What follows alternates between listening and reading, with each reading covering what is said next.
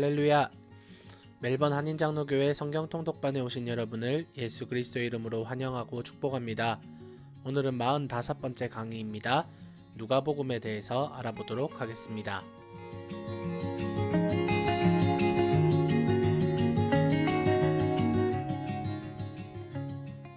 누가복음의 명칭은 헬라어, 영어, 한국어 모두 저자 누가와 복음을 합성해서 제목을 정했습니다. 누가복음은 누가라는 사람이 기록했습니다. 누가는 이 누가복음과 사도행전을 기록했습니다. 누가는 로마식 이름인데 루카 혹은 루카스라고 발음이 됩니다.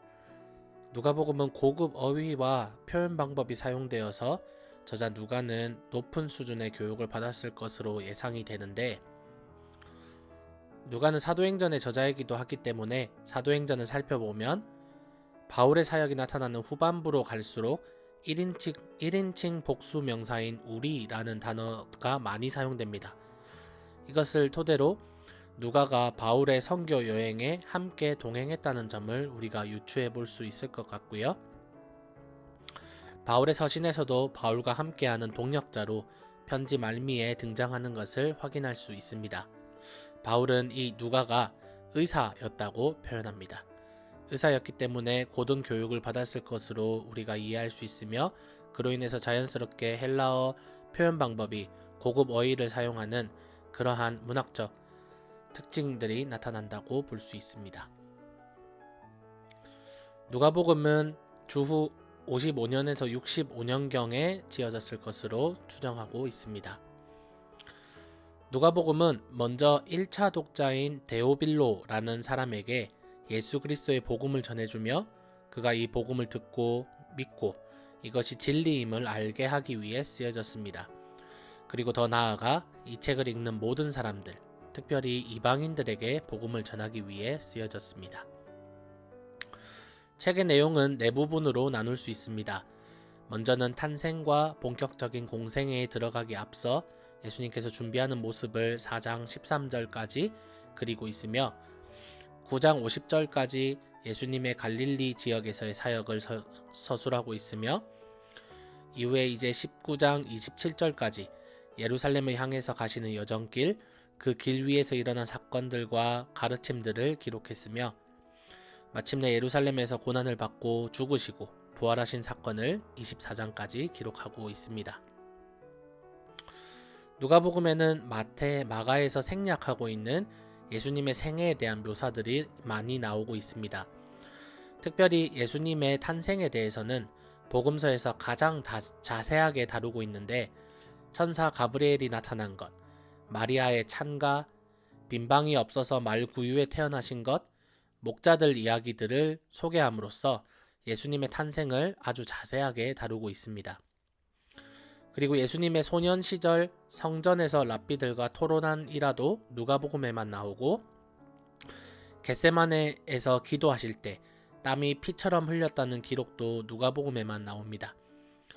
예수님과 같이 십자가에 달린 강도 중 한 사람이 회개한 것도 누가복음에만 나오고, 부활한 후 엠마오로 가는 제자들에게 나타나 그들과 식사하시며 그들을 위로하시고 회복하신 것도 누가복음에만 기록되어 있습니다. 특별히 누가복음에는 총 35개의 비유가 나오는데 그 중에서 19개가 누가복음에만 나오는 비유입니다. 10장의 선한 사마리아인, 12장 어리석은 부자 비유, 되찾은 드라크마 비유, 15장의 탕자의 비유, 16장의 불의한 청지기 비유, 거지 나사로의 비유 등 누가복음에만 나오는 비유들이 상당히 많습니다. 특별히 누가복음은요, 성령을 다른 복음서에 비해 많이 강조합니다. 누가복음에 성령이 15번 정도 나옵니다. 마태 8번, 마가 6번, 요한 10번에 비하면 많은 양을 사용하고 있습니다. 누가도 우리가 지금까지 계속 많이 들어봤던 인클루지어 기법, 즉 샌드위치 기법을 사용해서 글을 서술하고 있는데, 1장에서 누가는 성령 충만한 사람을 소개합니다. 사가랴와 그의 부인 엘리사벳을 비롯해서 마리아와 엘리사벳 뱃속에 있었던 세례 요한이 바로 그 성령의 사람입니다. 그리고 마지막 24장에서 다시 예수님께서 승천하시기 전 제자들에게 성령에 대한 약속을 재확인시켜 주십니다. 이렇게 1장 시작 그리고 마지막 24장 시작과 끝을 성령으로 하고 이 안에 들어가는 내용에 성령의 역사 혹은 성령의 사람에 대한 이야기를 풀어나가는 것입니다. 성령의 사람이 누구냐면 바로 예수님이시죠. 예수님께서 본격적인 사역을 시작하시기 전 요한의 세례를 받으실 때 성령이 비둘기같이 임했다고 누가복음 3장에서 기록하고 있습니다. 그리고는 즉시 성령에 이끌려서 광야로 가셔서 사탄의 시험을 받으십니다. 예수님의 사역은 성령으로 인한 사역입니다. 능력도, 기도도, 가르침도 누가에 의하면 예수님께서 행하시는 모든 일들이 사실은 성령으로 인한 능력이었습니다. 그래서 예수께서 성령의 능력을 입고 갈릴리로 돌아오셨다. 아버지께서 구하는 사람에게 성령을 주시지 않겠느냐? 너희가 말해야 할 것을 바로 그 시각에 성령께서 가르쳐 주실 것이다 라는 표현을 통해서 예수님께서 성령에 대한 것들을 굉장히 강조하셨다라고 우리가 보고 있습니다. 다음으로 누가는 기도하는 예수님의 모습을 조명합니다. 누가는 예수님이 중요한 일을 하시기 전에는 항상 먼저 기도하셨다라는 사실을 알려줍니다. 다음과 같은 이 기도하는 장면들이 누가복음에는 정말로 많이 등장합니다. 마태복음에는 2번의 기도가, 마가복음에도 2번의 기도가 나오는데 누가복음에는 예수님이 기도하셨다라는 내용이 10번 이상 나옵니다. 항상 조용한 곳, 외딴 곳, 산, 혼자서 혹은 무리들에게 떨어져 나와서 기도하셨다라는 기록들이 여러 차례 등장합니다.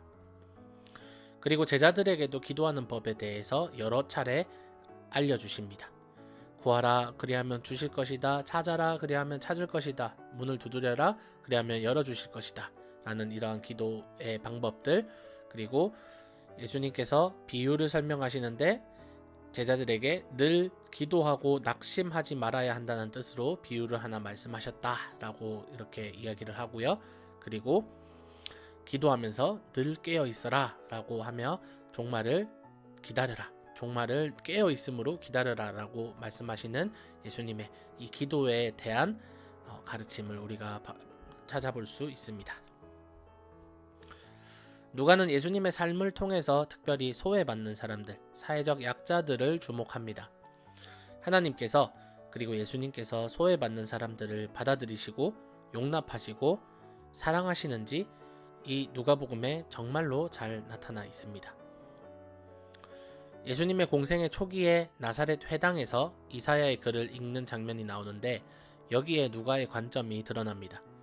가난한 사람들, 포로된 사람들, 눈먼 사람들, 억눌린 사람들을 자유케 하며 은혜의 해를 선포하기 위함이라는 것이죠. 이 구절은 사실 이사야 61장 1, 2절을 인용한 것인데 여기에서 원래 이사야서에는 주님의 은혜의 해와 보복의 해라는 표현으로 되어 있는데 예수님께서는 하나님의 보복의 해라는 표현을 의도적으로 제외하심으로써 예수님의 초림은 심판이 아니라 은혜를 위해 오셨다라는 것을 강조합니다. 그래서 이 말씀대로 예수님은 소외받는 사람들을 살피시고 용납하시는데 특별히 소외받는 사람들 중 여성들에 대해서 굉장히 누가는 집중하고 있습니다. 예수님의 시대에는 동서고금을 막론하고 여성을 억압하고 멸시하는 그리고 무시하는 문화가 자리 잡혀 있었습니다.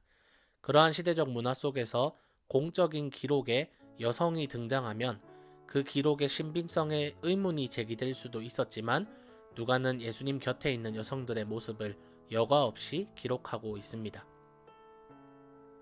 글의 서두에서부터 마리아나 엘리사벳이라는 여자를 등장시키고요.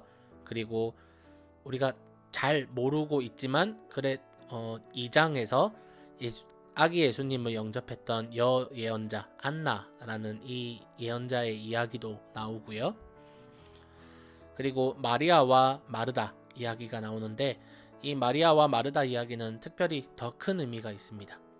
마리아가 예수님의 발치에 앉아서 말씀을 들었다라는 것은 이 시대의 종교 혹은 사회학적으로 엄청난 의미를 지닙니다. 이 행동은 이 랍비의 제자가 되었다라는 의미가 들어가 있기 때문입니다. 배움의 기회가 제공되지 않았던 여자가 예수의 가르침을 받는 것은 당시 문화에서 아주 충격적인 이야기였을 것입니다. 8장에서는 고침받은 여자들이 자기들의 재산으로 예수님과 제자들의 사역을 돕는 것이 기록이 되어 있습니다. 이들은 예수님의 죽음 이후 부활을 목격한 증인으로도 등장하는 것으로 보아서 이 사람들은 예수님의 사역을 계속해서 따라다니면서 3년간의 사역이 유지가 될 수 있도록 재정적으로 도왔으며 그의 십자가 처형, 죽음, 장사, 부활의 현장 모든 것을 복음의 증인으로서 조용히 따라다니면서 모든 것을 지켜보았다라고 할 수 있겠습니다. 그래서 오히려 이 여성들이 제자들보다 더 좋은 믿음을 복음서에서 보여주면서 또 동시에 부활의 가장 첫 증인이 이 여인들로 기록이 되어 있습니다.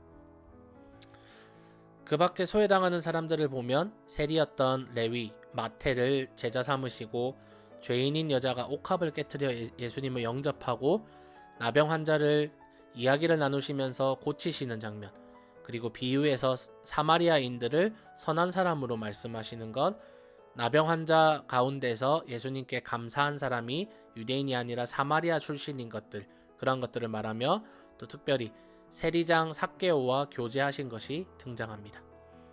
그 밖에 여러 소외 계층들, 사회적 약자들이 등장하는데 예수님은 그들을 막지 않고 오히려 용납하시고 치유하십니다. 특별히 누가는 마태와 다르게 족보를 아담과 하나님에게까지 연결을 하고 있는데 그것을 통해서 아담의 후손들인 모든 이방인들을 복음에 포함하기 위함이었습니다. 이렇게 소외당하는 사람들, 이방인들에게 집중하는 이유는 바로 이들도 복음이 필요하며 이들도 복음을 받아들인다면 구원을 받을 수 있다는 복음의 보편성에 대해서 이야기하는 것입니다. 이 누가복음의 수신자인 데오빌로라는 사람도 이방인이었기 때문에 누가복음은 의롭다고 스스로 자랑하는 유대인들을 위한 복음이 아니라 이방인과 소외당하는 사람이라고 할지라도 예수님을 믿는 사람이라면 구원을 받는다는 진리를 선포하고 있습니다. 이를 통해 소외당하고 죄인 취급받던 이들을 온전히 그리스도의 공동체로 맞아주시는데 중요한 행사가 바로 식사교제였습니다. 오병이어라든지 잃은 양의 비유, 탕자의 비유, 잃은 드라크마의 비유, 이러한 비유의 끝에는 여지없이 이웃을 불러 식사를 하고 잔치를 하는 것, 예수님께서 죄인들의 집으로 가서 유하시며 식사하신 것, 십자가에 달리시기 전 성찬을 하신 것, 엠마오로 가던 제자들과 식사를 하신 것, 그리고 마지막 승천하기 전 11제자에게 나타나서 물고기를 구우시며 함께 식사하신 이 장면들. 예수님께서 하시는 식사라는 것은 1차적으로 소외 계층과의 이 경계를 허물고 그들을 환대하는 의미도 있지만 이 식사는 궁극적으로는 구원받은 천국 공동체의 교제이자 식사를 나누는 이 사람이 예수님께 속하였음을 보여주는 것입니다. 누가복음은 예수님의 인성, 즉 사람됨이라는 관점으로 예수님을 관찰합니다.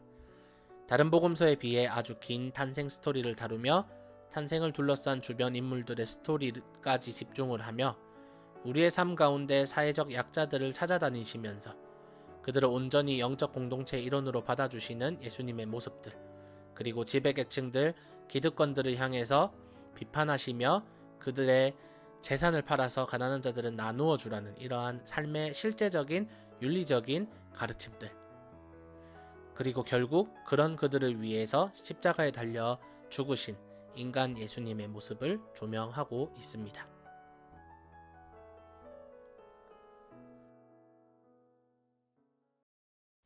오늘은 이렇게 누가복음에 대해서 알아보았습니다. 참 사람의 모습으로 이 땅에 오셨고 인생 가운데에서 가난하고 소외당한 사회적 약자들을 찾아오셔서 그들에게 복음을 선포하시고 그들을 위해 죽으신 예수님에 대해 배웁니다. 누가복음을 읽으시며 육적으로, 영적으로 가난한 자들, 우리와 같은 사람들을 자유케 하셨고 구원하신 예수님의 놀라운 은혜와 사랑을 기억하기를 소망합니다. 통독에 계속해서 힘써 주시고 코로나 바이러스로부터 안전히 거하시는 여러분 되시기를 소망하며 축복합니다. God is good all the time and He is with us all the time.